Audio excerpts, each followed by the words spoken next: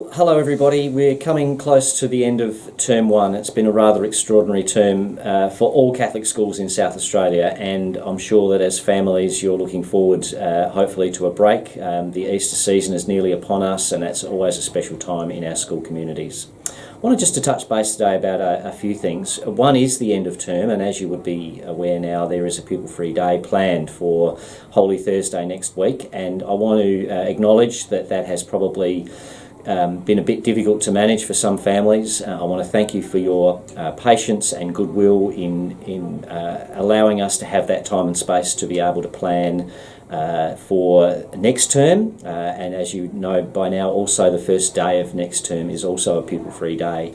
We need to have that time to plan for possible remote learning in term two. We still are in the middle of the COVID pandemic, and even though they're moving towards what will be termed an endemic situation, there are going to be continue to be peaks and troughs of COVID infections, and that does have, as you would be very well aware, a significant impact on families and on the way that school runs. So we need that time to plan for all eventualities. Again, I thank you for your goodwill in allowing us that time and that space.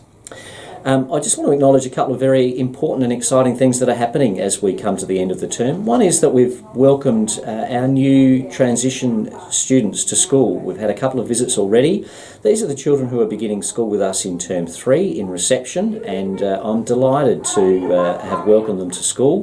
Mrs. Diem Savvy has been appointed to teach the class in term 2 for those transition visits, and will continue with the class in term 3. So that's an exciting time for the school community. And there are still opportunities, if families were interested in bringing their child to that program, to be involved in the transition program, whether you have already enrolled or perhaps maybe considering an enrolment into the future. If there are families in the school community whose child is turning 5 and ready to start school next year, who haven't already contacted us, we'd really appreciate you doing that as soon as possible. And we are beginning to plan for 2024 and beyond as well. So if you have a sibling or a child who's going to be of school age over the next couple of years, please make contact with Andrea here at school, and she'll be able to help you there. Another exciting thing that's happened for us in the school community is families would be aware that we've been putting together a master plan for building improvements. That's a grand plan, a plan that will take well over 10 years to come fully to fruition.